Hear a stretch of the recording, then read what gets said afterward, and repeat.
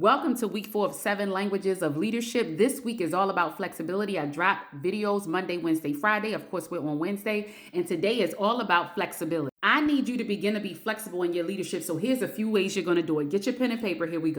Number 1, stop requiring an explanation if someone's going to be gone under 24 hours. The goal here is that it eliminates the guilty tax. Quite often people feel guilty when they have to call out, but if it's under 24 hours, you don't need to give me any information. You don't owe me an explanation at all. Take the time, put in your unavailable, and I'll see you when you get it. Here's why that works. Because if they don't have a guilty tax or they feel like you trust them, they're going to work even more because they don't waste energy managing, and hear me good, the perception of their work ethic. Boom. Number 2, give your high trust employees permission automatically to break standard operating procedure if they can certainly prove it's a win for the client and for the business. I know this sounds chaotic, but it advances your leadership and it teaches them how to take your job. Essentially, you are creating a culture of owners and you want them to own the task. You want them to learn leadership. You want them to enjoy it, and you are scaling your leadership. They feel powerful because they have the flexibility to use their own judgment, not just follow a script, and you've just earned yourself some leadership influence.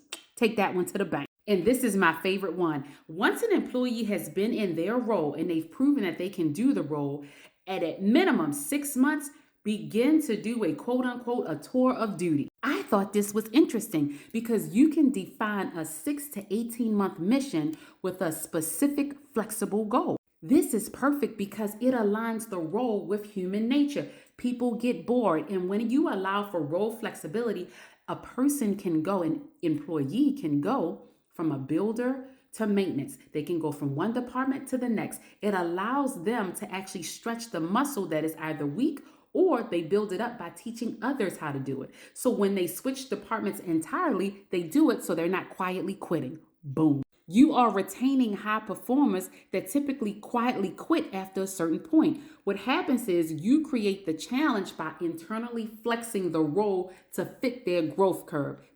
Now, how do I help? As an executive leadership coach, most people are terrified to lose control, but my goal is to help you scale your leadership. And how can we do that? We start at the top by building your executive leadership identity, because if you don't know who you are, you cannot scale your leadership. The leadership identity is extremely important so you can handle this level of scaling. If you need more, this is what happens when we book your one-on-one. We talk hardcore strategy, flexibility, who you are, and how you're going to scale your leadership. The point is for you to love it. And right now, that's not happening. If you need more, this is